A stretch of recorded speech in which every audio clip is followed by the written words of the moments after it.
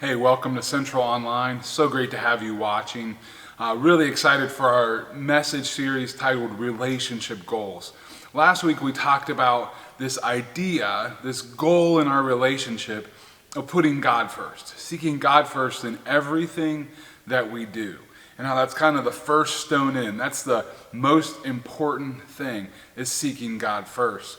And you know what's interesting is we talked about that, and then people were kind of wondering, hey, this dating relationship I'm in, I'm not sure if it's working. Andy, do you have any idea on maybe what I can do or how I should break up with this person? So I wrote down some good breakup lines. If you're in a dating relationship and you're just like too far apart, here's some good breakup lines for you. You could just say, hey, I think we need to take our relationship to the previous level. Not to the next level, the previous level, right? Or how about this one? Hey, babe, are you in a tunnel? Because we're breaking up. Hey, it's worth a try, right? Or this one, you remind me of Halley's Comet. I don't want to see you again for another 74 years. Or how about this? This is for all my Star Trek, Star Wars nerds, whatever it is, all right? Hey, babe, I'm going to start calling myself Han because you need to be Solo. This is a classic, maybe for the younger group. Roses are red, violets are blue. Girl, it's been fun, but I'm leaving you. Whew.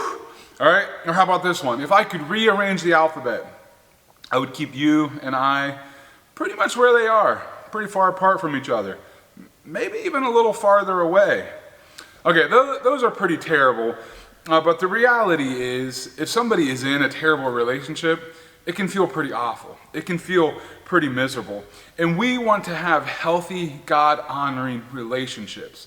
We want to be in a relationship that other people look at and say, those are the types of relationship goals that I want to have. I want to be like them.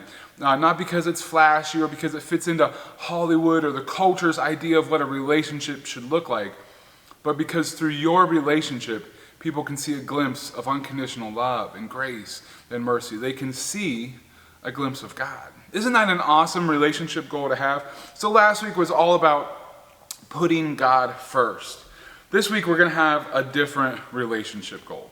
It's not based off of culture. It's not based off of what we've seen maybe from different people around us. It's going to be based off of this. In Genesis 2:24. Genesis 2:24, it says, "This is why a man leaves his father and mother and is united to his wife, and they become one flesh." This passage forms our understanding of what biblical marriage should look like, of what a foundation for a family looks like.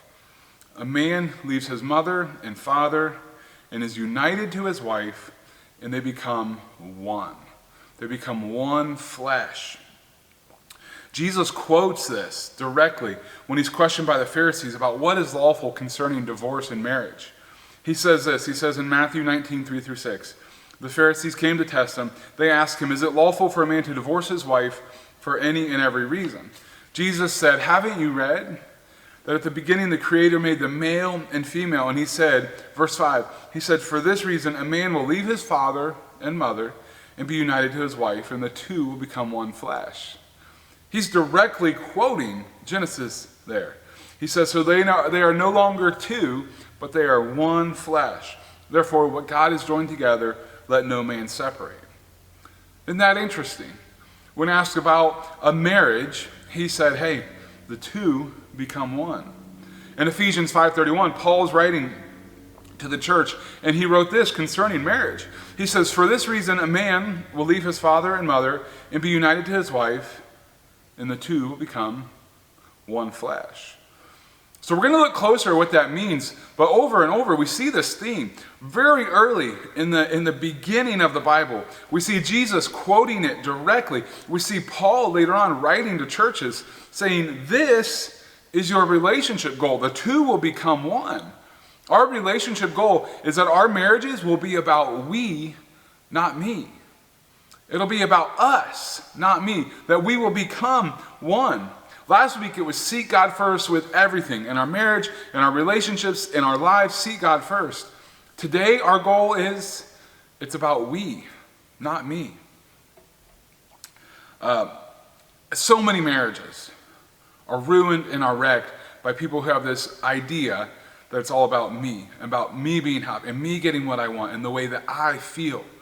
We want to redefine and look at what a relationship looks like and how it should be we, not me. But first, let's look at, there's a couple of different approaches to marriage that we see pretty regularly in our culture. The first one is the very casual approach. This is the idea that marriage just really isn't that big of a deal. It's just a piece of paper. It's just a legal document. Maybe you'll get married, maybe you won't. I don't know. It's not that big of a deal. If it's convenient, we'll do it. But if not, it doesn't really matter. The problem is, a casual approach to marriage, you know what it starts to do? It starts to lead into a casual approach to everything concerning that relationship. And you'll see that it eventually erodes it from the inside out. It's a very casual approach. I guess let's go ahead and move in together, and let's see how, I want to see how you brush your teeth. I want to see how you store your clothes. I want to see how you clean up after yourself. A casual approach to marriage is a lot like playing house. Right? As a kid, did you ever play house? You'd get together. It seemed like my cousins, whenever we all got together, we had a little bit of an age range there. And so it was like, hey, we're just going to play house. And it seemed like such a fun thing. And the reality is that's kind of what people do now with a casual approach to marriage. Hey, let's move in together. Hey, let's put our stuff in the drawers together. Isn't this so cool? Let's pay bills together. Okay, now I'm kind of bored. Time to move on. People play house. They pretend to be married. They do married things, yet they don't ever make the commitment to one another. You have this very casual approach. They're essentially playing house. They're doing married things. They're acting like they're married, but they're not committing. It's a very casual mindset, and it's not a God-honoring thing. And what it does is it makes it very easy to walk away from it. You're playing marriage, yet at the same time you have this escape path ready. You have this exit out of there already planned or ready or prepared. After all, hey, why not? As a kid, we played house, and when we got tired of it, we left. It was over. It was done. We stopped playing. People with a casual approach to their relationships play house, and then when they get bored of it, when it's not fun anymore, when it's not convenient, hey, let's just walk away, just like we did when we were kids. So let me ask you 2 questions before I move forward. This casual approach to marriage, first question is, did it just describe your relationship or the relationship you want to have? Did it just describe your relationship or the relationship you strive to have? Second question, is this how God ordained marriage in the beginning of the Bible? Is this how Jesus talked about marriage? Is this how Paul talked about marriages? 2 becoming 1? Just a reminder, Jesus said, for this reason a man will leave his father and mother and be united to his wife, and the 2 will become 1. He who has ears, let him hear. The second approach to marriage is a contract mindset. It's a contract mindset. This is incredibly common, probably one of the most common now.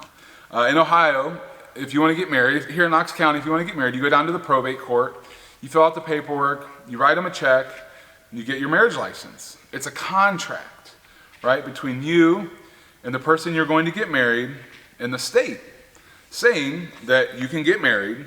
A contract essentially says, I'm in if you're in. If you're not in, I'm not in. A contract essentially says, I'm in as much as you're in, but not farther, right? We're in this together. Oh, I got so sick of hearing that, right? But it's this idea, I'm in as far as you're in. A contract is always built around a little bit of an idea of mutual distrust, right? Because a contract is always protecting someone, one party or the other, oftentimes protecting both, protecting them or limiting responsibilities or preserving rights. A contract, think about it, a contract for work. If you work somewhere where they have you sign a contract, what's it do? Maybe it protects your rights. More than likely, it probably protects the company's rights, defines what you're supposed to do, what you won't do, how much you'll get compensated, what will happen if you don't do those things. It protects their rights, limits their responsibility, meanwhile defining stuff for you. They're in it as far as you're in it, right? They're in it just as far as you're in it. Think about the contract for purchasing a new vehicle. The terms of the agreement can't be changed. They're in it, and they're saying, this is what is expected of you. Here's what we're going to do. If you don't fulfill your end of the bargain, well, then this contract, what is it? It's null and void. Think of hiring a contractor to do work.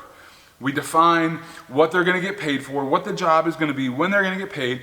Their contract, they certainly want to limit responsibilities. They want to very clearly define what they're supposed to do. And if you break that contract, if you don't live up to those terms, or if they break it, or they fail to live up to the terms, well, then the agreement is over. It's mutual distrust. It's, I'm in only as far as you're in, but you better do these things. And if you do these things, then I'll do these. It's that if-then type of relationship. And let's be honest, it makes sense when you're buying a car, when you're hiring a contractor, when you're working somewhere to have a contract. It can be really good in those situations. But in a marriage, mutual distrust, I'm in only as far as you're in, that's not God honoring. That's not going to produce a healthy marriage. Yet I think this is where a lot of people land, and they think they're doing a really good job with their marriage because it's what they're familiar with, because it's what they're comfortable with. They know it's better than a casual relationship, but they don't know what else there is. They think, well, this is about it. As long as he's invested, I'm invested. As long as she's doing these things, I'll do these things too. But if she stops, well, by golly, I'm done. It's mutual distrust. It's a if-then type of relationship. And so before I move on to the next type of relationship, let me ask you those same two questions. Did I just describe your relationship or the relationship you strive to have? Did it sound a lot like your relationship? Second question. Is this the way God ordained marriage in the 2nd chapter of the Bible? Is this the way Jesus talked about marriage? Is this the way Paul wrote about marriage? Just a reminder, Jesus said, for this reason a man will leave his mother and father and be united to his wife, and the two will become one flesh. He who has ears, let him hear. This leads me to my third type of relationship that you can see, specifically marriages, right? And this is a covenant type marriage. We first of all need to understand this about a covenant. Covenant's not a word we use a whole lot of, right? It's not a we're not like, hey, I went out and I bought that new car and I entered into a covenant agreement. Like, whoa, what? Not a common word, but there's a huge biblical precedence for it. It comes from the Old Testament Hebrew word berith, right? Berith. It means an alliance or an agreement made from bloodshed. Okay, made from bloodshed. And this is really interesting. I did a huge deep dive on it because anytime a covenant is agreed to, there is bloodshed, right? All throughout the Bible, there's this precedent of a covenant. God establishing his covenant with people, and it's embraced or it's accepted through bloodshed, whether it's the shedding of animals or sacrifices or circumcision. God made covenants with Abraham, and the way they entered into that covenant was through circumcision, through the shedding of blood. Of course, think of the covenant, the new covenant that we're under. We're under grace, not law. Think of the new covenant. And when that came about was Jesus dying on the cross. When did that new covenant begin? With the shedding of his blood on cross. There's always this precedent that there's bloodshed entering into a covenant agreement. And that's why purity in marriage, in waiting in marriage, for marriage, to have sex, is such a big deal. Because there's this idea that, when a virgin woman and a virgin man are married, the way the marriage really becomes fulfilled, the covenant marriage becomes fulfilled in the eyes of God, is not when the preacher says, you may kiss your bride. Not when the preacher says the vows, or when they walk down the processional. In God's eyes, the way a marriage is legitimized and entered into a covenant is when that marriage is consummated. In an ideal world, it's between a virgin man and a virgin woman, and there's bloodshed. And I know that's weird to talk about, and it's really awkward to say, but that's what the Bible's precedence is for entering into a covenant. And that's why purity is so important. And that's why it's so important that we, define what a casual relationship is and understand what a covenant relationship is, so as we approach a marriage, we understand why it's important to wait. Because when you enter into a covenant with others, when you have physical relations, what happens is your souls become one. Your souls become intertwined together. And so, the importance of waiting is you're entering into a covenant with your future spouse, right? When you consummate the marriage. And so if someone is going around having intercourse with a lot of different people, what's happening is your soul is starting to become intertwined physically with people that then you're not staying with. And so I wonder, and I'm concerned, sometimes thinking that maybe there are a lot of souls that have been tried to be intertwined with other souls. And it's just not working out because that's not the way God ordained it to work. The main idea of a covenant is unconditional, without conditions, the opposite of a contract, unconditional commitment. Unconditional commitment. And so I want you to think of this with a covenant, because it's a word we're not super familiar with. And I'm sorry I went off on that rabbit trail there for a second. But think of this, a covenant. One of the most obvious and sincere and pure forms of a covenant that you'll see is the covenant between parents with their babies, right? So as a parent, you have a baby and you don't say, I'm only changing that baby's diaper if he stops crying. I'm only going to feed that baby if he gives me those googly eyes. I'm only going to burp that baby if they stop spitting up on me. No, you don't do that. As a parent, you enter into a covenant-style relationship with your child because you're going to care for them regardless of their actions. Their actions don't dictate whether they're worthy or not of care. It's unconditional commitment to the child, or at least it should be, right? It should be. The biblical precedent goes all the way back into Genesis 6:18 with Noah and then with Abraham. We can see from the earliest records that a covenant is unconditional agreement. Unconditional commitment. Unconditional commitment. God showed unconditional commitment to Noah and to Abraham. And he shows it to us too. It's called grace. It's grace. If you are in a covenant, you are making a commitment without conditions on what the other person will do. So you apply that to a marriage. If you are in a covenant-type marriage, you're making a commitment to them and to God, to honor them, to love them, to keep them, regardless of what the other person does. In short, a covenant is an all-in 100% mentality. One of the biggest lies about marriages is that it's a 50-50 proposition. Well, I'll do my part if they do their part. What does that sound like? That sounds like a contract mindset. Well, I do this if they do this. That's not how it works. Think about God's math. Last week we learned that a half plus a half does not equal a 1 with God's math. We even learned that 1 plus 1 doesn't equal 1 or 2. 1 plus 1 plus 1 equals 1, right? Because we're going to put God first. This week we're learning that in a working marriage with a covenant mindset, it's not 50-50. It's 100% plus 100% equals 100%. Entering into a covenant-type marriage is a perfect opportunity to practice unconditional commitment. It's a perfect opportunity to extend grace. That's what it is. It's a way you can show grace. Because you know what will happen is eventually your spouse will let you down. And if you have a casual relationship, you're probably already 1 foot out the door. If you have a contractual relationship, it's really easy to say, well, you broke the terms of the agreement. You stopped doing this, or you gained this weight, or you started doing this, or whatever. It's very easy to just say, you broke the contract. It's on you. Tear it up and walk away. In a covenant marriage, you extend grace. You forgive. You work through problems. You lead your feelings. You have an unconditional commitment. You are committed no matter what. You cannot have a covenant-type marriage without extending grace. So let me ask you 2 questions. It's the same 2 questions. You probably know them by now. One, did I just describe your marriage or the marriage you desire to have? I hope the answer is yes for the first time.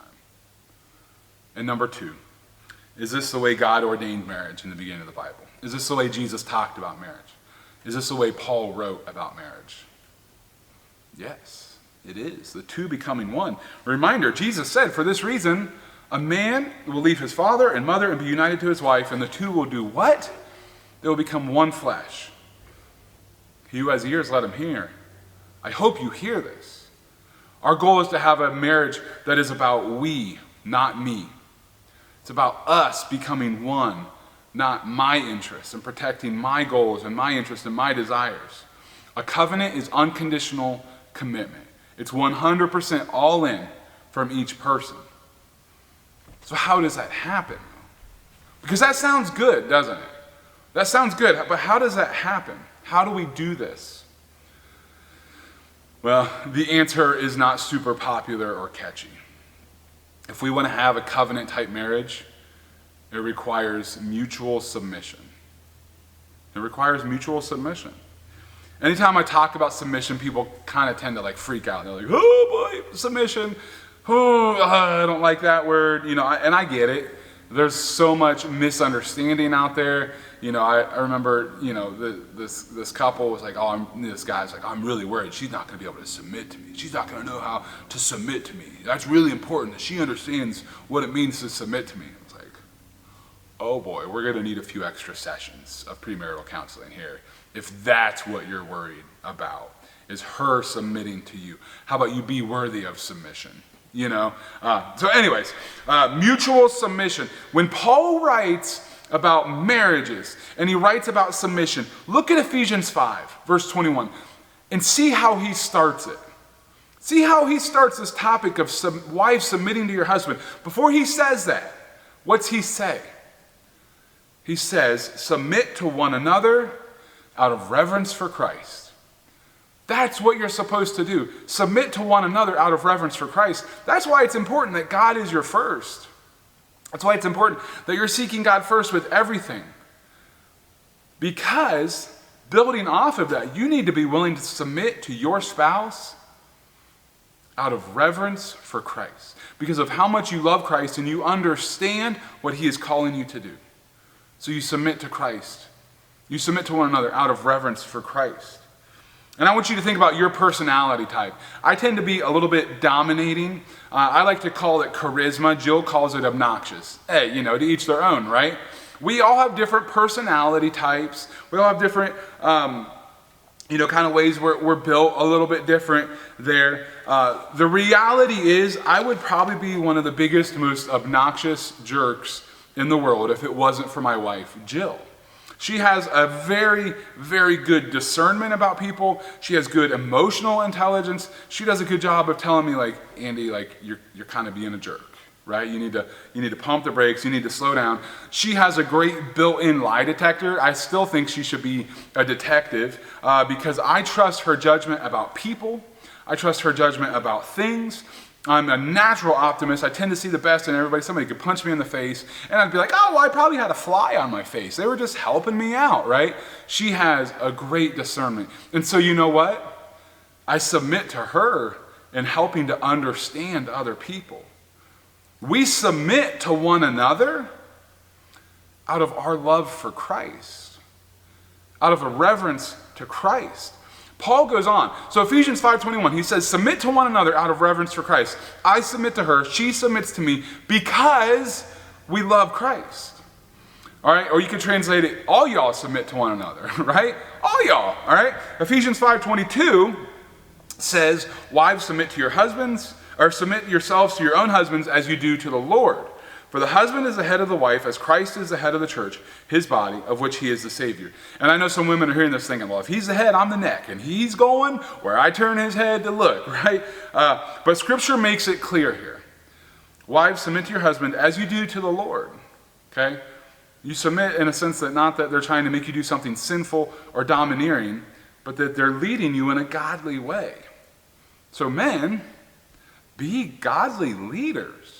The Bible makes it very clear here. You are to be the head of the family. Like Christ is the head of the church. Men, be leaders. And then he writes, now as the church submits to Christ, so also wives should submit to their husbands in everything. The reality is, anytime you talk about submission, you have to acknowledge there have been people who have been abused. There have been people who've been hurt, that pain has been caused because of a misunderstanding of this verse. Going back hundreds of years, this verse has been taken out of context, it's been manipulated, it's been twisted, it's been used as an excuse for men to abuse their wives. If you understand anything about Scripture, you know that is not the point of this text. We have been made for submission. If it's painful, it's wrong. If it's abusive, it's wrong. If it's power hungry, it's wrong. You know why? Because biblical submission starts with this idea of mutual submission. Submit to who? One another, out of reverence for Christ. We submit to one another in life and in marriage. Just like Christ submitted himself to God on our behalf. Now, ladies, I'm not going to stand here and tell you what to do. Men, I am going to stand here and tell you what to do. Men, look at where it talks about women submitting to their husbands. And it's just a few lines. Now look at the next paragraph, where it talks about men and their responsibilities and their role. Let's read it together. Ephesians 5:25 through 33. It says, husbands, love your wives, just as Christ loved the church and gave himself up for her. Now don't just fly past this part, because that's easy to do. It's very tempting to do. Love your wife enough to die for her. If I were to ask pretty much all men, do you love your wife enough to die for her? Would you sacrifice your life? They'd all be like, yeah, I would do it. I'd wrestle that bear for her. I'd fight that alligator. I'd jump in front of a speeding bullet or a speeding train or whatever the thing is, right? Like I would do whatever it took to keep her safe. Cool. Awesome. Do you love her enough to sacrifice for her? Not just on like big macho things that will get you all over the news. How about little, ordinary, boring, day-to-day things? Do you love her enough to protect her with the little things too? Do you love her enough to accommodate her with your schedule, to listen to her, to put her interests ahead of your own? He goes on to write, to make her holy and cleansing her by the washing with water through the word, and to present her to himself as a radiant church without stain or wrinkle or any other blemish, but holy and blameless. In the same way, husbands ought to love their wives as their own bodies. He who loves his wife loves himself. After all, no one ever hated their own body, but they feed and care for their own body, just as Christ does the church. For we are members of his body. For this reason, a man will leave his father and mother and be united to his wife, and the two will become one flesh. This is a profound mystery, but I am talking about Christ and the church. However, each one of you also must love his wife as he loves himself, and the wife must respect her husband. So men, be the type of man that honors God and makes submission just natural. Makes it easy. Makes it like the obvious response. Be the type of husband that honors Christ with everything you do and is a servant leader in the home.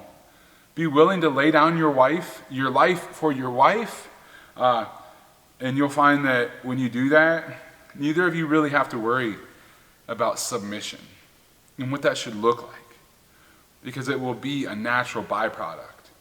Men, if you choose to submit to Christ and honor Christ and lead like Christ, you don't have to worry about Ephesians 5:22. You don't have to worry about what that might look like.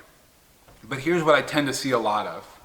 I tend to see a lot of two extremes. I see a lot of extremes where the husband is authoritarian, they're legalistic, they're power hungry, borderline abusive at times. And then I see the other side of that where men are almost so passive. They're abdicating all leadership. They're just like totally weak when it comes to any of that. Let's just be clear, neither of those bring glory and honor to God. Neither are what God intended. Neither of those will work, and both are sinful. I mean, when you're not doing what God calls you to do, that's sin. Okay? And so, man, if you're not being the godly leaders in your home, not only are you taking the easy way out, you're sinning before the eyes of God. So it's time to step up. Man, it's time to step up and be servant leaders in your home. It's so rare, and it does happen, don't get me wrong. We have some families, but it's so rare to see a husband, to see a father coming to church with his children or on his own while the wife is out golfing or hungover from partying or doing something else or sleeping in or whatever. It's so rare to see that because typically if the man comes, the family comes. That's how God ordained a family. But the flip side, oftentimes, is far too common.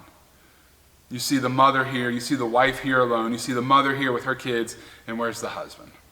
Who knows? Man, it's time to be leaders. Time to be leaders. Our relationship goal for today, have a we, not me type of marriage. Have a covenant mindset. Have an I'm all in no matter what the conditions are. Be committed unconditionally. And we do that with mutual submission.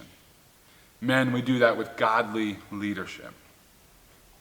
Your marriage is going to be as good or as bad as you and your spouse are willing to make it. Understand, you can't change the other person.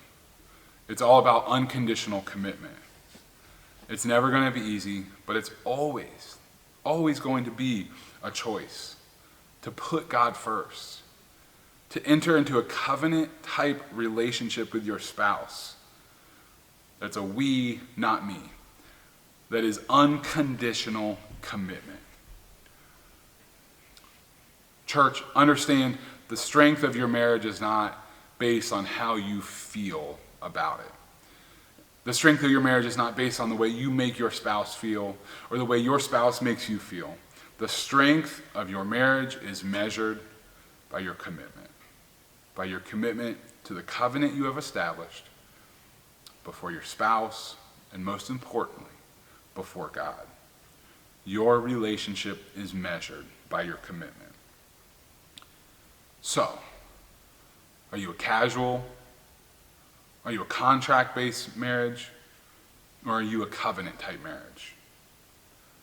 The strength of your marriage is measured by your commitment. Please understand your feelings, how you feel about your relationship, will follow your type of commitment. So lead your heart, be committed unconditionally, and let's have the type of relationship that's so based on we, not me, a covenant mindset that people look at and say, that is a relationship goal for me. Love you, church.